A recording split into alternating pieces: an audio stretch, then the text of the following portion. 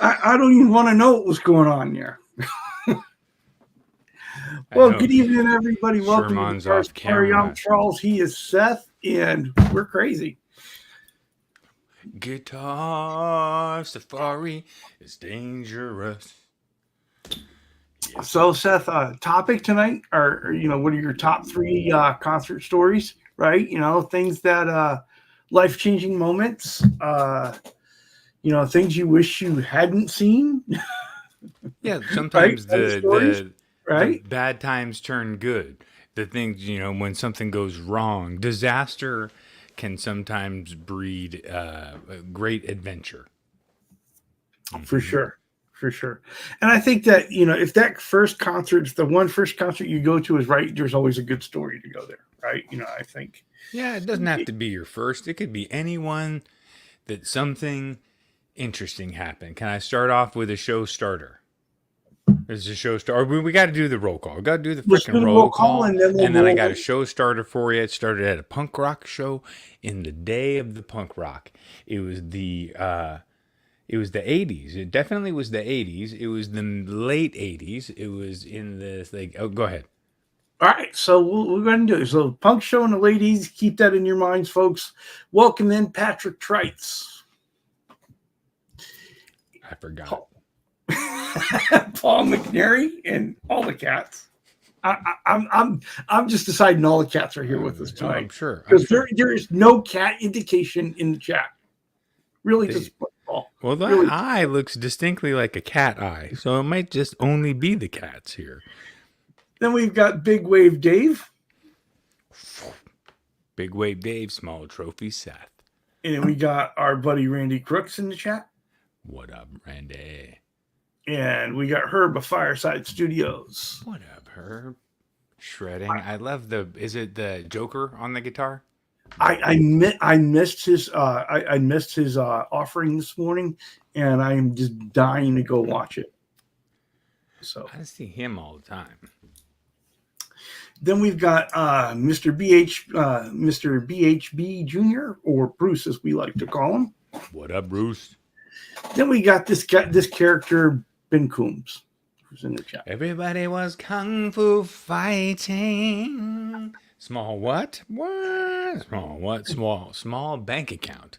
Small vehicle. Small ego. Small other things. But yeah, I get it. But some things are plentiful. All right. I'm not sure where that was all coming from, but all right. Eddie Fayes in the chat, followed by Martian Murray. And Symmetry Trav is here with us as well.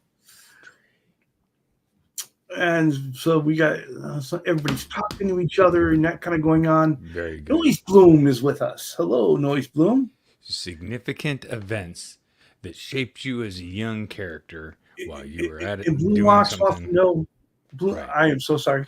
Go ahead. I'm just saying for our chat to be chiming in here, we need to be thinking, hey, well, we were kids. Maybe it was a neighborhood show where your friend's band played, and that's where first time you saw a tooth fly across the room. Something like that.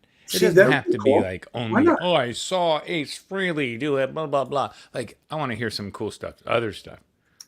I like that. And Blue Mox says, whoa, can you guys start over? We just did. We literally just did. That was absolutely just like 15 seconds ago was a restart. You got something to answer for here. Yeah. What happened? That's what I was responding to. I was actually in the chat when I said small car, small ego, and you weren't there yet. So now you're there. I just say you're just all over yourself. He's talking about himself. Then no worries. Yeah. He said, "Hey Seth, that's Herb's responding to me. Now we can't both read. That's crazy." So Stephen Monchmichelli is saying, "Hey, good evening, folks." And we've got our time surfing alien saying, "Good evening." Can I say something real quick to Monch, Charles? Please do. I don't know if I sent the email back, but Monch sent me valuable information that is what we call the Luthiers Guild share. He knew that I was getting into like the 2x4 caster, and he wanted to turn me on to a guy that he really likes that also got me going on some great ideas, and also knew about the Maximum Guitar Works templates. So thank you Oh, very much, dude. excellent. That's the, they're like us sharing info, me and you, and the Yep. setup Got to do checklists, it. and the he. Oh yeah, there we go. Todd Presley's here, and he says the Gilman. That's funny, Todd, because my first story, is about the Gilman, and when So, we're hold allowed to that go. thought, Todd. Hold that thought. Hold the thought. We got to say hi to All right. everybody. So we got Michael Kraus in the chat, and we also have Danon, Internationally Insane Studios, and he doesn't want to see anything. He doesn't want to hear anything. He doesn't want to say anything. I get it. He knows. Eddie Fay said small geo, but has awesome. I'd say, but awesome gas mileage. I used to say to the chicks, "You should see how big my MPG is." So let's see. We had so Herb is telling you about that Kramer. So it is the Joker, and welcome in Todd Presley. We appreciate you being in. Yeah, as thank well. you, brother. Keith H is here. We know that because he said, "Hey guys," and that catches us up in the chat. Great. Oh, except for Wayne McConnell, who just popped in. Okay, because I didn't forget. And usually I forget. So first thing I want to talk about was when I was a little kid going to the Gilman. First thing I'd like to comment is that my mom would drop me off at the Gilman as a little kid with $7 to get in to that environment. Anyway, so we went in, and then the punk rock environment, sometimes they would get out a parachute and they would bounce people on it up in the air, right? Mm-hmm. And so they were doing that, and it was really fun. And they were bouncing me super high up in the air, and some other people high up in the air. And it was successful a couple times. I think it was the third time, my third ride, right? Always the third ride.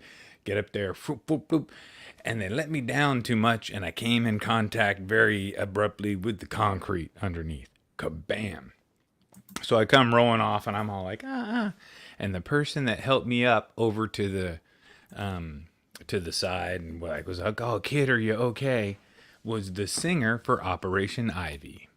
Mm-hmm. His name was Jesse, and he was kind of famous in the punk rock world. And suddenly, yeah, well, here's the thing. Something about very cool, and like I knew who he was, and I was like, oh, it's just, it took away the pain.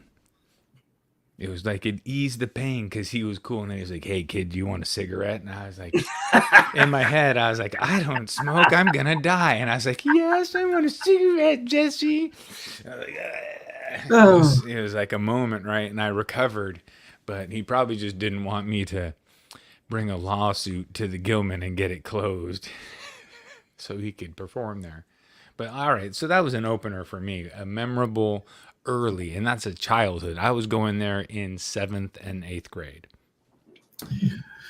Well, welcome in Ryan Hall, Hip Metal Works, and Unfucking Believable. Yeah, Ben, dude, Todd, my brother Todd took me, and I was there because of Todd. I should say thank you to him. My brother took me to El Cerrito to see this garage band that was playing their first concert. There was like a couple of his friends or whatever, and it was Operation Ivy. We got to see their first show in this little garage in El Cerrito or Albany. And from then we knew, if you want to have a good time, go to an Operation Ivy concert, because a pit breaks out immediately, but it's a happy pit. It's like a mosh pit of people that are friendly with each other.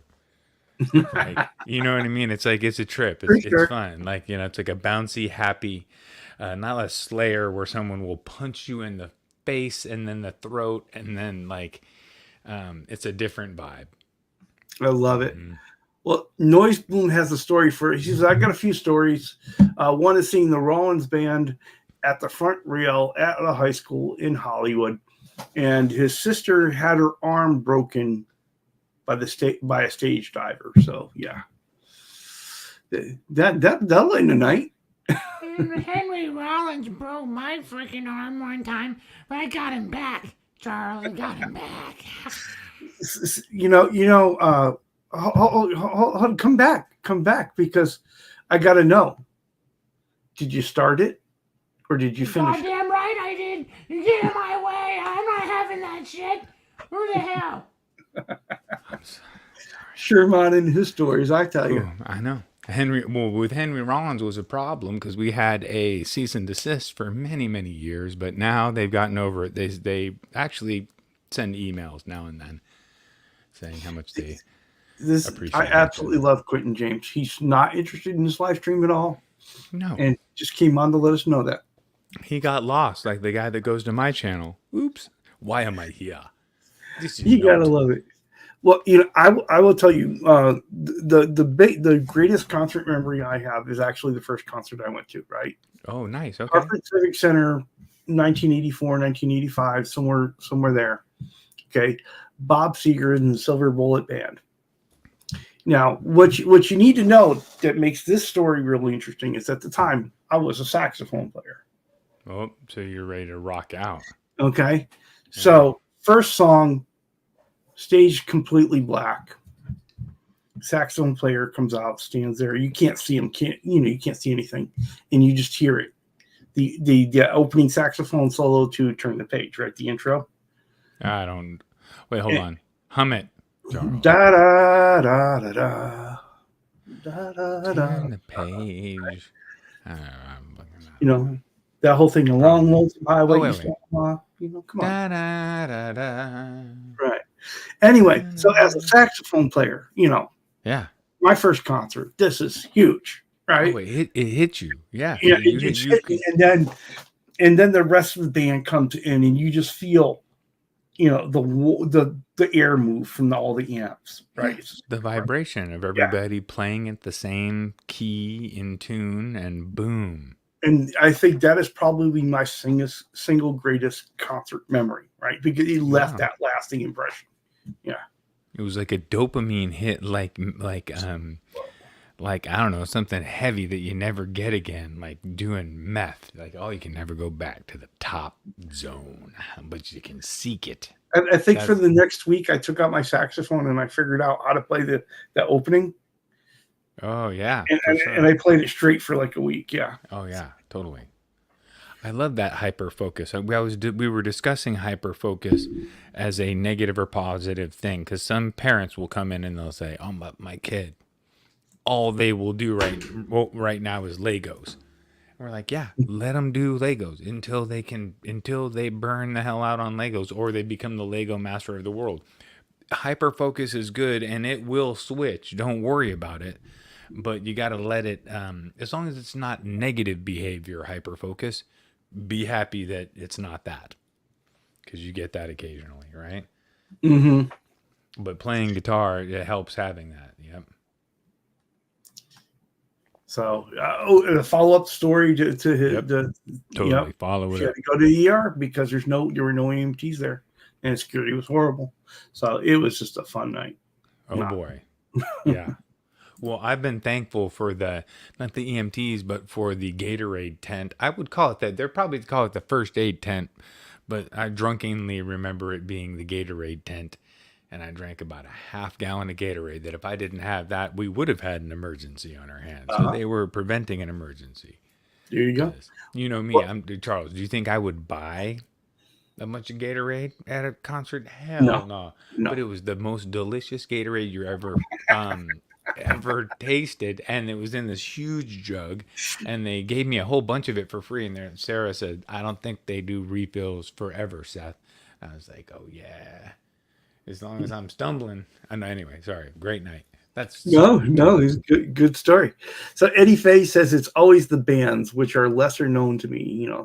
Sandpoint, ID in the Summertime, with Big Head Todd, opened by Johnny Craigie, at an outdoor venue, and he barely knew the bands, but they killed it. Right, those bands are kind of introduced to for the first time because they're opening up. Big Head Todd, if I'm correct, Eddie, he's super, super tall, right? And he plays a few different killer instruments. One of them is like a really short guitar neck, and he shreds with a bunch of pedals. Correct me.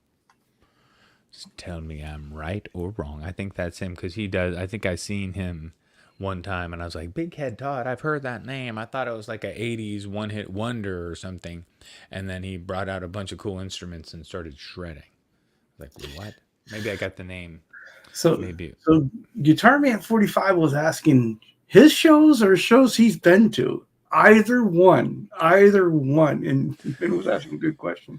Well, So yeah, yeah. we No, want to hear but whatever certainly. your best stories are. It doesn't have to matter. It could be a show you played, a show you're at, a show you heard, whatever. Are you Right? sure, Charles? You just opened the door for Ben because Ben's got like, I'm sure, has seen craziness because he's been on hardcore tours. Well, that's always, you always wonder, is from the band's point of view, right? What's the really weird shit that they've seen happen out in front of them?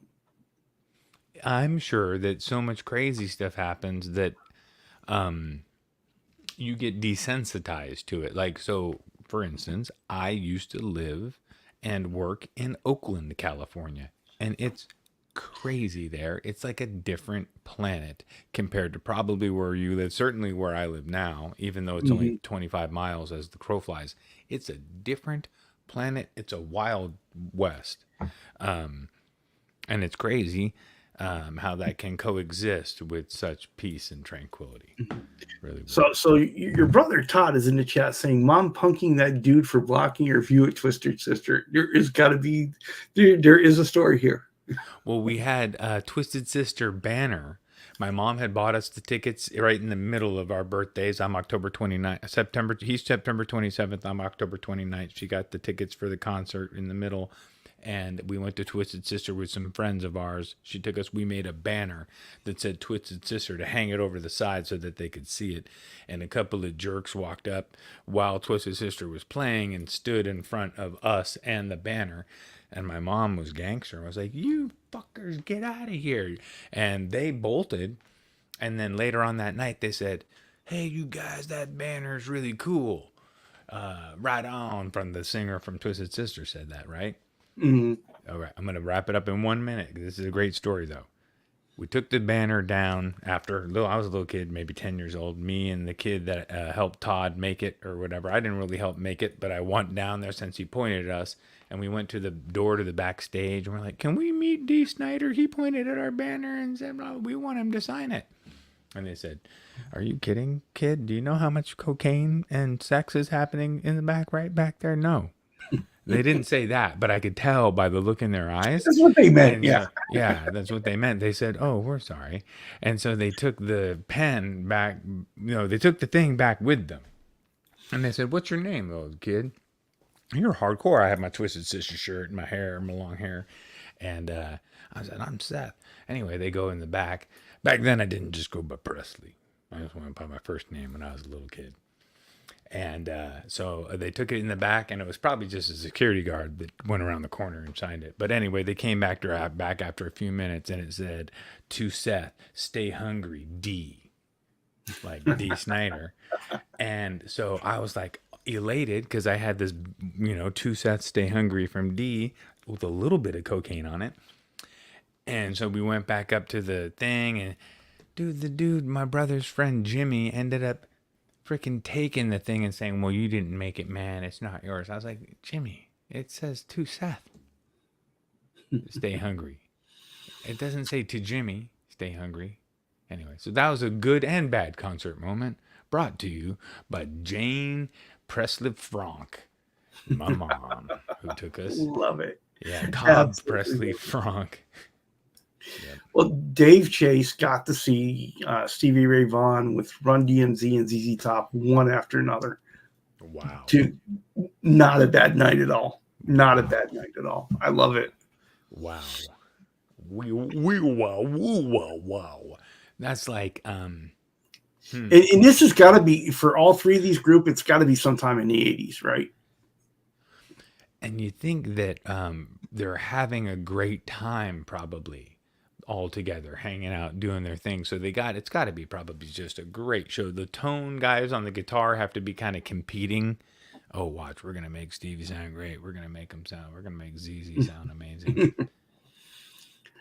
Well, he says when he saw Bob Seger, the band never came out of the dark. Interesting. They did. I do remember they did all hang back in the dark for quite a while in that concert as well. Ben Kuhn says most of his top concert stories he can't tell publicly. Now, Ben, this isn't public. We're all friends here. We're old friends here, right? But it's a documented internet channel, which can be a little bit confusing at times. I understand this. I try to understand this. And Yeah. Ben's roadie, Mark Taft, he's seen some crazy stuff too. So we can get the other side, the full story from Mark Taft. I mean, I've done a lot of fun stuff at concerts. I broke my thumb at a Soundgarden concert when I lived in Hawaii. I was in my 20s. I was a waiter, and it's a bad thing to break your thumb on your right hand when you're a waiter. Because guess what you got to do all day is hand stuff out. So we went to the concert and we were stage diving, and I got thrown over the rail, and I went to catch myself, and I went, ah, snap. And my freaking thumb snapped back. Oh no! Oh no! Yeah, it was bad. It healed kind of quick, considering that I still worked. I created like a metal hook that I attached to my cast so that I could just hook shit, and because I just couldn't use my thumb, but I could use my fingers, so I could hook it and just anyway. It was a wonderful experience overall. Being Excellent. a hook hand, because recovering from hook hand will make you appreciate whole hand. So. I images, just images. Guitar Man 45 says he's got too many to pick from. Either way, he'd need a few episodes of the stream in order to go through them. Here's the thing. Guitar Man 45 has done some folk shows. So I would be really interested in hearing what is the craziest thing he's seen at a folk music show, for sure. And Noise Bloom says, here's another one. In the early 90s, he saw Tool play a glass greenhouse at the Scientology World Headquarters in Hollywood. Okay. Wild. That sounds amazing. Sure, they would shatter the glass. Wow. Okay. I got one to parallel that. Charles, may I? I saw Tool play. It was Tool. We saw him play when I was living in Hawaii with me, my roommate, my girlfriend, who was like a little hot chick, and Deborah. Hi, Deborah. Anyway, so there's this chick in front of us that was smoking, and she was like smoking and flicking her cigarette like back behind her and holding it up. This is back when, obviously a long time ago, when you could smoke at a concert, right? And she was just smoking and flicking it, and the ashes were coming down on us, and we're like, fuck, you can't do that, right? And so we told her that a bunch of times, and we were like, hey, but, and then me and my buddy Tony, we were both, I'm not going to say we were relatively sane. I was kind of crazy as a young kid, but we were both relatively sane people. But this was a little bit out of the normal, the way that, because he was even a smoker, but this was crazy. So we noticed this lady was like not there alone. There was nobody. She was just super hammered and doing this. I think she may have been a girlfriend of somebody either in the band or whatever on the stage. So we took the opportunity when we had it. I said, Tony, I'm going to go down and I'm going to pick her up, and you're going to help me, and we're going to throw her over there. Because there's so many people in there mosh diving and stage diving. And Todd, please corroborate this if you remember or have heard this story from a reliable source. So, and this is real talk. I leaned down and went underneath and was like, 1, 2, 3. And we just boosted her up and launched her. And she went into the crowd and like, wah, wah, and then she got let down softly, but she was so hammered and like had no idea where it came from. Like she was just lofted, and we were free of the cigarette person who may or may not have made her way back to us, but I don't remember that at all, as much as I remember hoisting and throwing her and never getting arrested for it, except for now, which where years later, somebody from Hawaii is going to like file suit. Although that wasn't me. I just witnessed it. Yeah. Now that you've identified, yes. Oh my God, dude! No, because nowadays she would be in a court of law if we went in front of the freaking opinion of the people in a jury. There's a lady, after we told her like 5 times, look, anything. Can you put the cigarette out? Can you hold it over the rail? Can you and not do this with it? Because the ashes and were coming down on her too. It was gross. Mhm. She needed to be lofted, and she got the hoist. Oh Sherman my. loved it. Oh my. Yeah, it was great. Well, Eddie Fay says it had to be sometime in the early 90s, and Patty and him went to see Deep Purple's Slave and Masters tour. Oh, wow. And in like a small high school gym in Burlington, Vermont, and it was so friggin' loud, his ears are still ringing. What? Eddie Fay. Eddie Fay. Guess who was born in Burlington, Vermont? I was born in Burlington, Vermont. That's crazy, dude. I was born in Burlington, Vermont. Nothing else has ever happened there except for that Deep Purple show and my birth. That's no, and I think Ben and Jerry's ice cream comes from Burlington. So And there's that. when Michael Krause got to see Stevie Ray Vaughan at the Orpheum in Boston, the Outlaws opened, and Stevie Ray Vaughan lost his voice. This is before he went clean. So, Wow. and not to be outdone, Guitar Man 45 saw Stevie Ray Vaughan a month before his death at Pine Knob. So, Wow. Never saw Stevie Ray Vaughan, but it was the very first music that I ever heard come out of a a CD player system. okay, so the topic of the next Water Buffalo meeting is now going to be all of Ben's crazy concert stories. Oh, beautiful. Okay, I get you. Yeah, you got to. I'm holding him to that now. So yeah, I put it out there. So now it's going to happen. And Mark Taft, who is Ben's life roadie now, and his guitar roadie before, in 1986 he went to see Kick-Axe, Crocus, and Accept at the Kingston Memorial Arena, and it was a hell of a concert for sure. I remember Crocus. Yep. I probably had a Crocus sticker on my freaking Trapper Keeper. I don't know what to. I don't know. You had to bring up Trapper Keeper, did you? Did you really? Saying, I would have a Crocus sticker. I think there was a band called Torcus in our neighborhood. Seth, now this is a great concert moment. Randy Crooks is on acid at the Emerson, Lake and Palmer concert, and he runs into his English teacher. Uh-oh.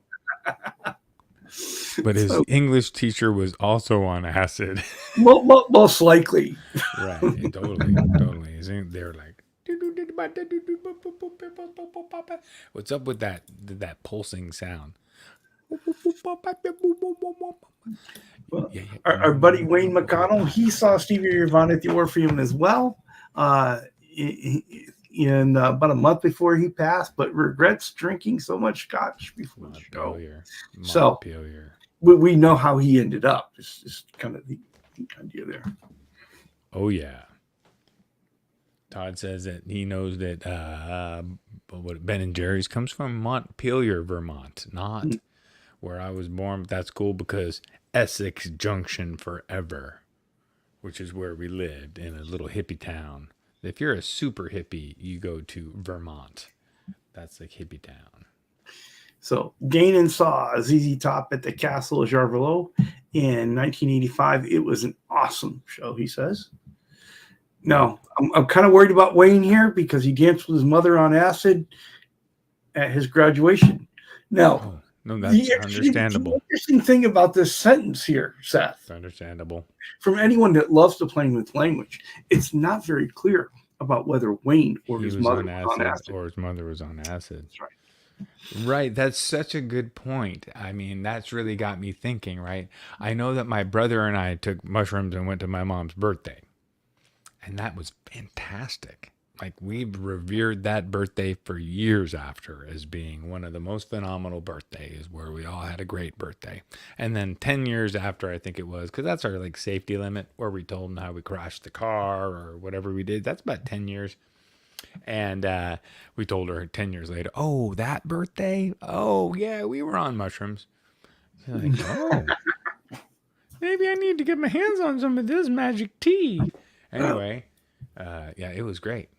So I'd say, hey, dancing with your mother on acid, either she's having a great time or you are. One of you is like, or actually maybe neither one of you are having a great time. I guess it would all depend on the trip, right? Totally would depend. Well, Sadie Lamp Duo played their 420 show last week, and it was Peter Green's Manalishi. Oh, that's amazing. That's amazing. Right I on. love it. Hell yeah. And then, of course, Jeff Case says the best played show, every one of them, even the ones epic where there was epic gear failure, learning from it, moving on, great times, great road trips, great friends. So he's holding on to the whole experience. That is the best part. And can we go back to Sadie Lamp Duo for 1 second? Yeah. I want to say about them, because I know very little about them, but what I do know is that they've been traveling lately and putting a lot of work into their music and their craft and doing what you do. And I'll tell you, from the people that are my good friends that do that, I talk to, that's the hardest thing to really go out there and do good on you for doing that, because there's a lot of folks that need to go out, and even though they're at a bar or a restaurant and they're just overhearing it and they're not super appreciating it, when it goes away forever, the world will know, right? So they'll know how spoiled they were to have live music performed by human beings versus AI music pumped out to what human beings enjoy most when they're shopping at, or what human beings enjoy most when they go out is this, whatever it's going to be. But anyway, so I'm just good on Sadie Lamp Duo for traveling and putting out the effort it takes to do the music, packing your amps up and down and breaking your shit and all that in your car, the wear and tear on your car. I will tell you, I absolutely love what they do. They are enjoying themselves, and their videos are entertaining. Well, that's funny. Charles, my brother, commented, because he actually remembers where I was born. I thought I was born. I mean, I don't even know where I'm born, apparently. He says, I was born in Montpelier. I thought I was born in Burlington. I have to go look at maybe they just got my birth certificate in Burlington. I don't know. It's been a while. So do we need to have to do a Todd Seth grudge match show where we? No. I think Todd should be a guest on Chatting with Charles. See, that would be fantastic. That would be cool. Why not? He's a guitar player back in the days, but he knows everything about everything. He's an engineer that runs a bunch of engineers, which I tried to rarely call Todd, only when I have the most desperate of emergencies that require accurate technical knowledge, because usually I find that I can get sub-accurate technical knowledge, try to perform it, fail, and then seek him for the correction of sub-accurate technical knowledge, which is better than just calling him for you know what I mean, please help me, Yep, for sure. Well, our welcome in Vox Guitar Rocks, who saw AC/DC when Bon Scott was still their front man. And wow, that would have been nice. That is amazing. Oh, the vault is open with Guitar Man 45. He said in the 80s went to see Deep Purple, Perfect Strangers tour, and they did 3 shows, seen all 3, and had a hell of a time. Did you just say Guitar Man? He's Guitar Man 45. He's an amazing person that has so many cool guitars. You can Guitar Man 45. He is full of energy today, huh? He almost hit the off button, and it would have been over for the night. Gotta love it. Michael Corral saw Green Day when they're opening for Bad Religion. Hold on, Charles. Did you just say goddamn Green Day? It's Green Day. Thank you. I'm so sorry. Yes, he saw Green Day when they were opening for Bad Religion. Okay. And they were really unknown outside of California at the time. Oh wait.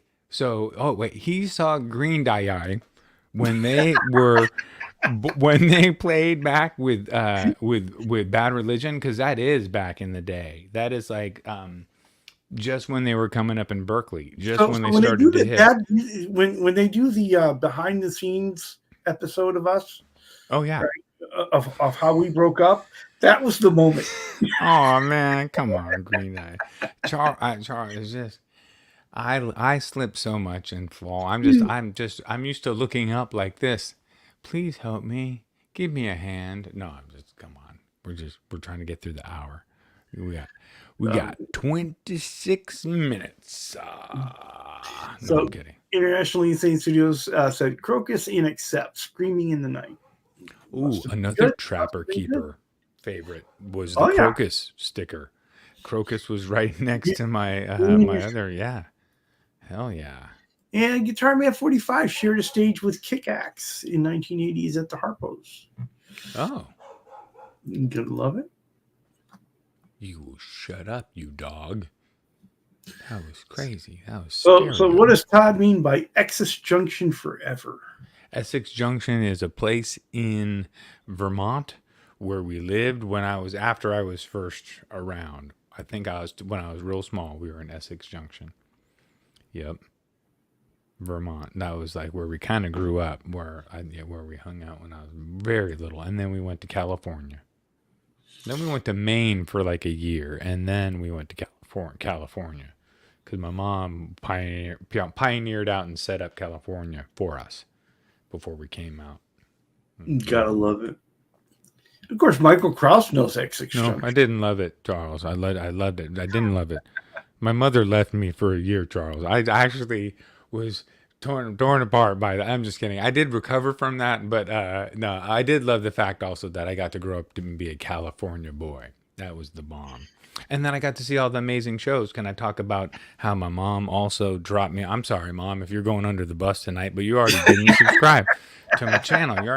So she dropped me and my brother off. I think I was 10 or 11 to a Venom, Slayer, Venom, Slayer, Possessed, and I think Metallica show, one of my first big shows in San Francisco. And mind you, Venom is like the most devil Slayer death band, and then Slayer is Slayer, and then Possessed was Exodus. It was either they turned from Possessed into Exodus or the other way. I'm pretty sure it was Possessed to Exodus. Yeah. That was a good show, and somebody screamed in my face, "Rock and roll," and I cried. I think your mother's never talking to you after the show. That's fine.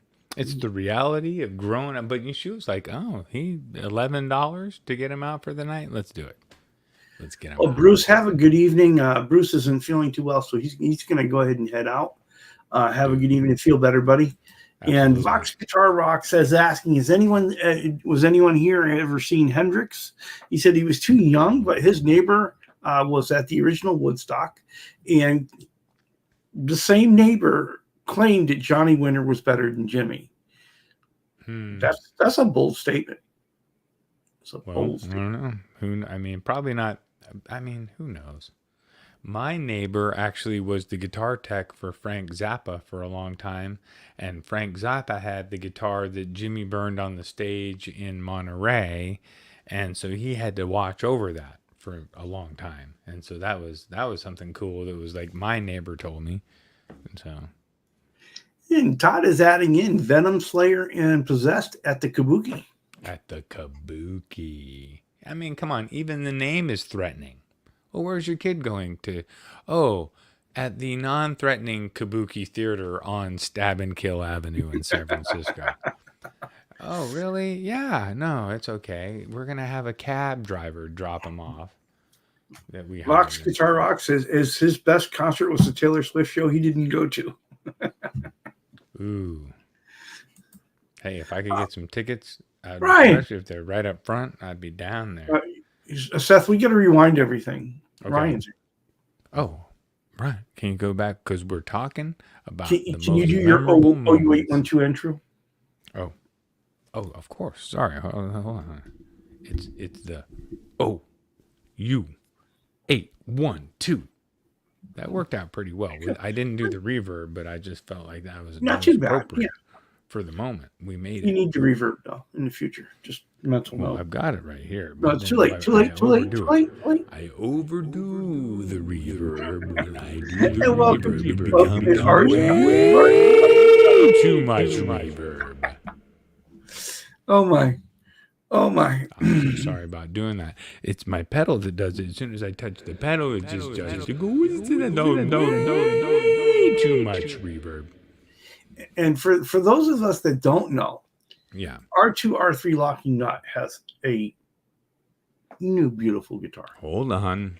He also has a thing, Charles, because he is R2, R3, locking nuts. And so if you missed the OU812 show, the Turns Chubb show last night, go back and take a look, and you need to see this guitar in the flesh. Oh, that Just sounds like, amazing. I was talking with someone last night about the Trans-Trem guitars and how Sammy Hagar was, Ryan, you will appreciate this, because Sammy Hagar, being such a talented singer, hitting all the notes and being able to do whatever he wants, could actually play around with the fact that Eddie could hit all those keys and do whatever he wants, and a really good bass player. Come on, Box, you know, right? You can do it. You're jumping in and out of any key you want, no problem. So they were together able to do, you know, you could just have one chorus be in a completely different key, which is really fun. Very cool. Fox Guitar Rock says the coolest show he ever attended was Page and Plant at the Sky Dome. Plant did call in response, and everyone sat there, and I stood up and shouted, and then everyone joined in, and Robert saluted him afterwards. Ooh, that is nice. That is super nice.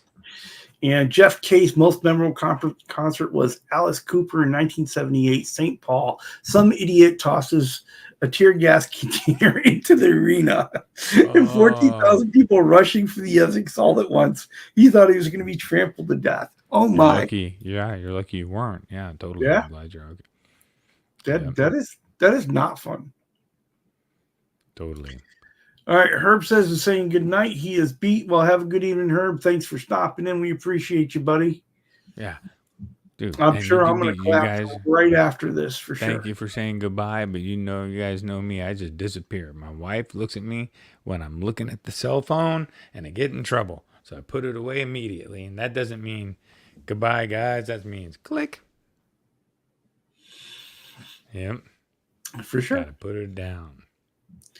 And Vox Guitar Rocks also saw Rush at St. Catherine's High School back in the day before anyone knew who they were. And there are videos of this one up on YouTube, apparently. Oh, nice. Okay. Yeah. You gotta love that. Stephen Monch has entered in. He said the best show that he ever saw was Pink Floyd during the Pulse tour. The sound was incredible. Did you see was Shark Puppet Boy Studios here? Yeah, I highlighted him. I put his what? Put him up there. Oh, yeah. I didn't. Oh my God, Shark Puppet Boy is here because he's my favorite in the whole world. That's the Shark Puppet Boy. So I'm sorry, but I think now Sherman might be done for the night. I think he's overloaded. He heard that because Shark Puppet Boy is coming up on 1,000 subscribers, Charles.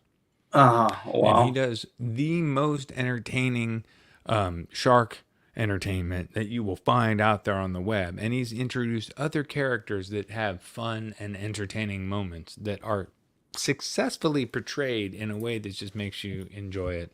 You don't always laugh out loud, but it's always a fun little watch. And it's never long and too much. It's always perfect. Yeah, it's always perfect. Way better than my guitar building. If you're looking for some laughs, check out Shark Puppet Boy. He's amazing. Yeah, for sure. Really worth the subscription, for sure. I can only imagine this concert in person because I didn't get to see the Pulse tour in person. But every time I watch the live videos, the sound is just incredible. And it's just, right. I mean, it is, I can only imagine what that must have been like in person. Totally. It would be crazy because back then they pumped it loud. Mm-hmm. Less PA, more stage volume. But there was a lot of PA back then too, but more stage volume for sure. And Dave Chasers reminded everybody, go ahead, hit the like button. Sure, if you like what you see here, hit the like button.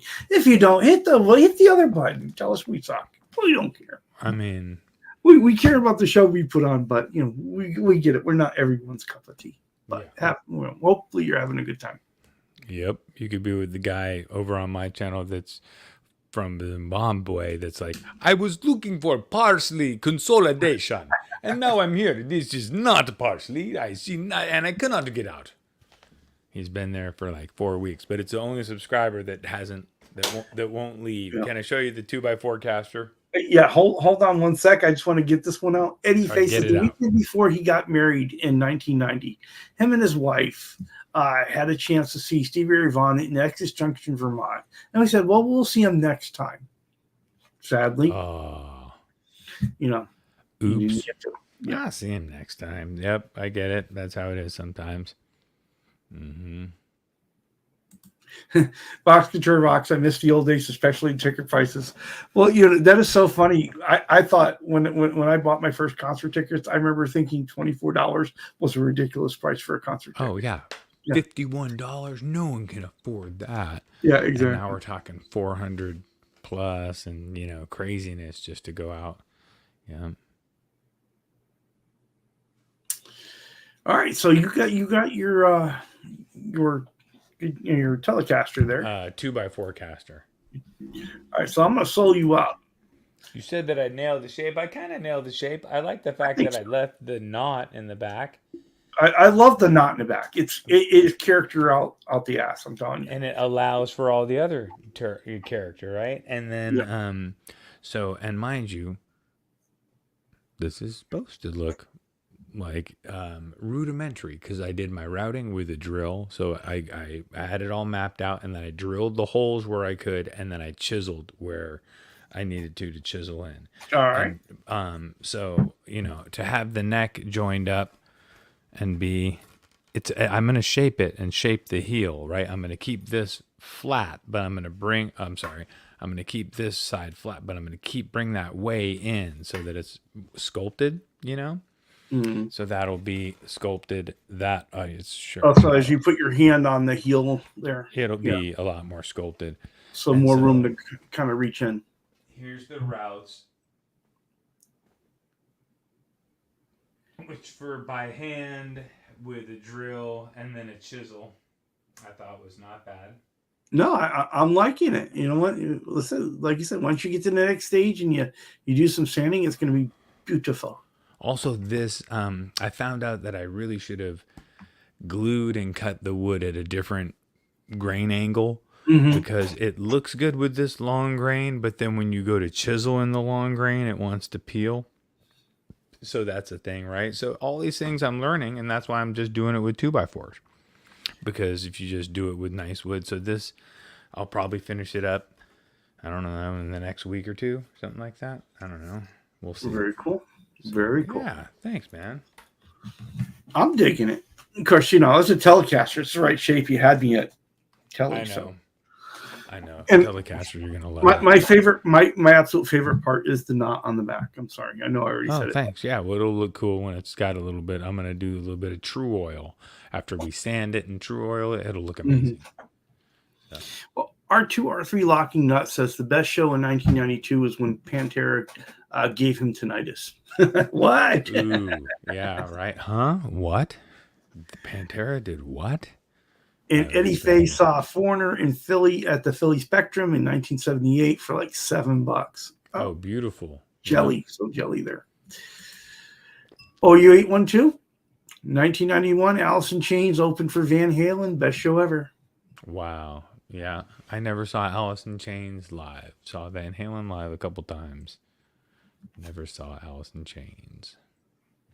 I think my brother did. My brother did. First tickets for the MSG show. They filmed The Song Remains the Same. And there were about and there were like $7.50 somewhere around there for the tickets. Good God. $7.50. The night that we went to that Twisted Sister show, Y&T was one of the bands, and they filmed a video for one of their songs that had a robot in it, and then it showed everybody in the crowd having this like metal shield, and they handed out the metal shields, the plastic metal shields, to everybody. So we had those when we went home. Probably could find that on YouTube, that video. Yeah, that'd be good. Guitar Man 45 says seeing Led Zeppelin, he was trying to see Led Zeppelin and Bonham died on him, and he had to And so we had the bus load set up to go. Oh, bummer. Oh, just when you're all. Oh, they had their bus set all loaded up to go see the concert. Yeah, I got you. No, that makes sense now. And Bono just decided to. And then he's following that one. He's asking, did anyone get to see the Sex Pistols? I did not. Missed it. Ben got to see Alice in Chains in their first headline tour, fall of '92. Oh, nice. Beautiful. You missed it. I saw Soundgarden. I saw a lot of bands. I never saw Rage Against the Machine. Never saw them. There's a bunch of bands that I didn't see that I probably should have went out and saw, but I don't like to spend the money. I feel like it's too much money. Now, here's an interesting one. Bo got to see Van Halen open for Journey at the Masonic Temple in Montrose. Nice. That's super nice. Eddie Faye's adding in Monsters of Rock. Maybe it was summer of 1988 in Washington, D.C. Long day, totally amazing. Yep, that was the Monsters of Rock. Was like one of my first big experiences. I talked about it on Wednesday night. When I got separated from my brother, and then I sat alone. It was amazing. Here you go. Mark Taft saw April Wine play many times. Oh, awesome. Yeah. Very cool. Score. And Blue Mox, around 89 or 90, his neighbor was the sister of the drummer for Alice in Chains. So there were several shows at the local VFW hall. Maybe 50 people at a show. Oh, my. Wow. That's amazing. Cool. And Eddie Faye's reporting in that his wife said she saw the Ramones 18 times in New York. Wow. Yeah, I guess if you're in that clique, you just fell in and ended up seeing them. Like I ended up seeing Operation Ivy 10 times or whatever. Todd said that was Day on the Green, not Monsters of Rock. You're right. And then Vox Guitar Rock says he used to go see Jeff Healey play at local food festival in the summer, and it was free. There you go. I like that price. Oh, and then OU812 follows it up with the doozy. Jeff Healey, right? Get it? And then his comment there. Well, yeah. No, he did. He didn't see him. He said, but did he see you, Vox? I used to see Jeff Healey. Oh, gosh. Oh, boy. Here we go. All right. Well, Michael Krause saw the original Guns N' Roses lineup, also at the Orpheum in Boston. Nice. Anyone else get the sense that Michael Krause is in Boston a whole lot? I got backstage passes to see Velvet Revolver at the Wilshire. I think it was the Wilshire in L.A., and Ricky Rackman tried to pick up on my girlfriend unsuccessfully, but I don't blame him. Another great concert I got to see, I saw Genesis later in the 80s, right? Oh, wow, yeah. And I think it was when they were doing that tour, I think it was the Invisible Touch tour where they were doing Tonight Was the Big Song, right? So you're expecting them to open with Tonight, right? Well, but they not don't open with it, maybe. But it was like from the album cut standpoint, it kind of made sense, right? Because, Okay. And so I was expecting this, really disappointed, and it didn't happen. But then they start playing, and it's In the Air Tonight instead is what they play. Oh yeah, come on! It was perfect. Yeah, I mean, no one's gonna. Oh well, come on, stop. Play the other one. Yeah. But it was like kind of like, you do that thing where you guess what song they're going to play first, right? Oh, totally. Sometimes I can nail it. Well, I went and saw the band or the woman named Lorde. Do you know who Lorde is?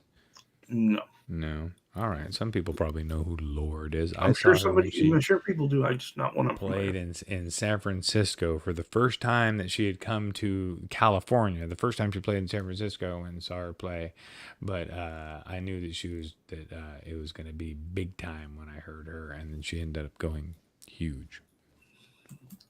See, this is why we love Steven, right? Because he saw the Outlaws 13 times. He thinks tickets were $5 for the first time he saw them in 1975. Good. And $424 when he saw him in the last time. No. But if you see him next year, Faith No More at the Omni was epic. Yep. Oh, yeah, there you go.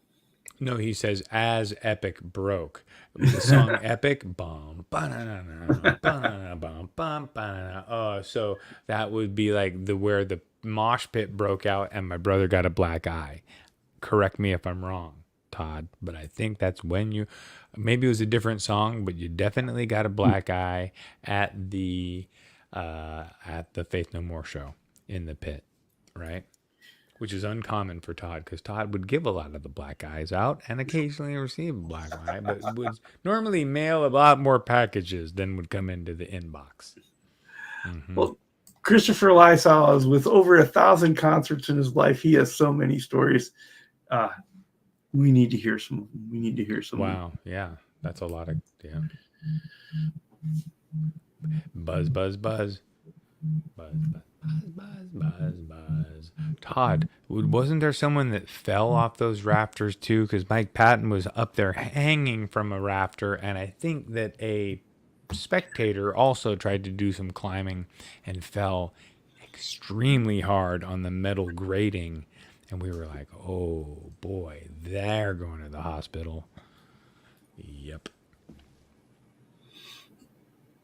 Todd got a major black eye when they played the song Surprise. Boom. Yep.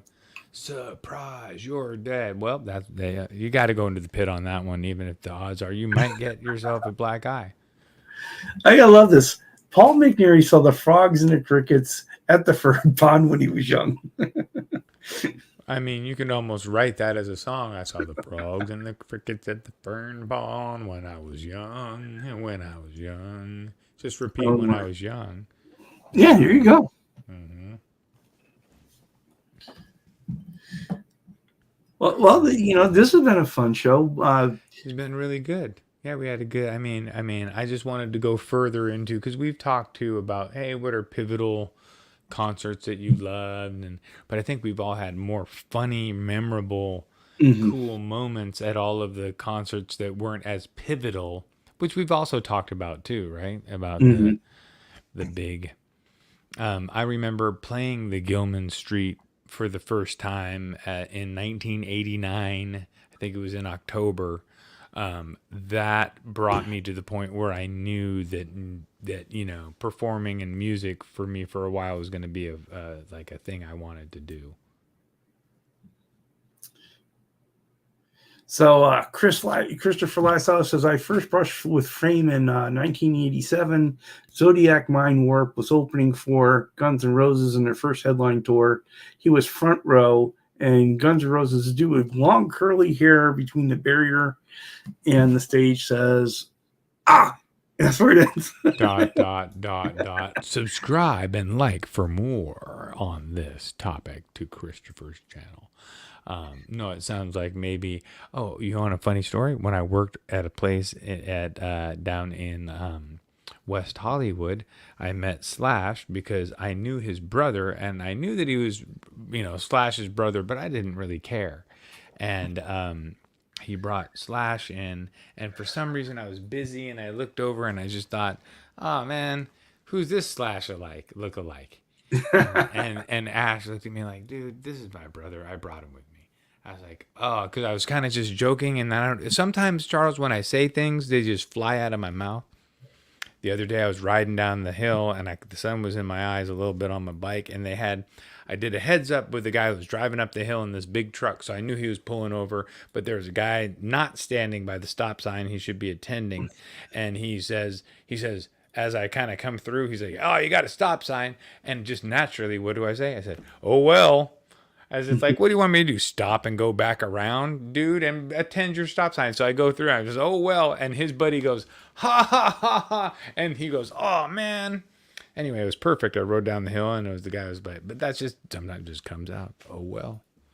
There you go. Go back. What the hell am I going to do? Stop my e-bike and go back up the hill? And, I'm going to go and do your stop sign this time, Chuck. Well, Seth, what do you got coming this week? gonna break this guitar a little bit more. I'm gonna start painting the little red guitar in a paint booth with a filter, and then I will be getting that ready for my little nephew. Tonight, I think we're gonna have some wonderful dinner and relax. Tomorrow, I'm gonna teach drums all day, a little bit of vocals.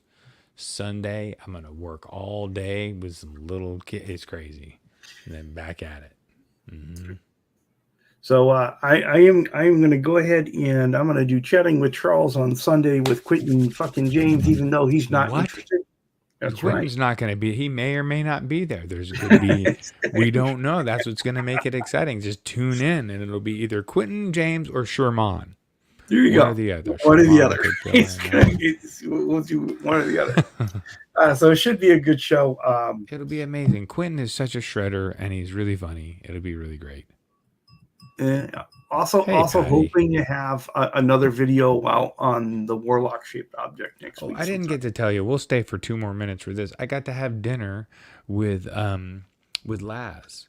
I had Laz was in town picking up an amp for his friend Hobo Roadie, I think. Anyway, so he texted me out of the blue, and just happened to be that my wife was working that night. So I was like, what the hell? I'll go down. I met him at Bananas at Large, and we just went from there to a pizza place around the block that I know, and grabbed some food and hung out and chatted. It was cool. Very cool. We've been hoping you two would get together. Yeah, YouTube community. And then we are going to get together more, like as the hotter weather rolls in for him. He might escape to us where it's a little cooler and go for a hike out here at the mountain, and then come down and have dinner and chill. Some good thinking. Yeah. Some good thinking. All right, folks. Well, that is our time for the night. Have a great rest of the week. Hold on. We got to go back through. We got to do reverse roll call. Okay, you go ahead. Thank Guitar Man 45. We want to absolutely give the commendation to our buddy Ben Coombs, who is like super awesome for always being around. Big Wave Dave has been in the house. We've got who else is it? We got Blue Hawks was in the house. We got Eddie Fay. We got Christopher was in the house. We got Stephen Moon. Maselli was in the house. Guitar Man 45's Vox Guitar Rocks. See, you should be making fun of me, Charles. You got plenty of opportunity here. Todd Presley, no one knows him. He was in the house. That's my boy. Keith H was in the house. Eddie Fay, make sure I say OU812 was in the house. Michael Kraus was in the house. R2R3 Locking Nut. I think I saw Cushman was in the house. Ryan Hall was here. Mr. Blackjack. Unfucking. Yeah, call him out if you see him and I'm missing him. Wayne McConnell was here. Sadie Lamp Duo was here hanging out. Mark Taft was here hanging out. Rico. What? Hold on. He's been very quiet. Rico. Kept it short, but Rico was here tonight. And anybody else that I missed, it is completely Charles's fault. Yeah, of course. I mean, I'm sorry. No, I'm joking. It's Sherman's fault and Eddie. Eddie just is blaming him. Dude, Charles, thank you for putting up with me. No, a great show. Had a good time. Hope everybody else did. See you Sunday with Quentin James. Do we get to hear the song? What song? You mean that song? Come on, people. Charles and me. About to take you on guitar safari. So turn on your computer, turn on your phone. 'Cause it's about to go down. One volume, one tone. Yeah, Charles and me. We're about to take you on guitar safari. So turn on your computer, turn on your phone. 'Cause it's about to go down. One volume.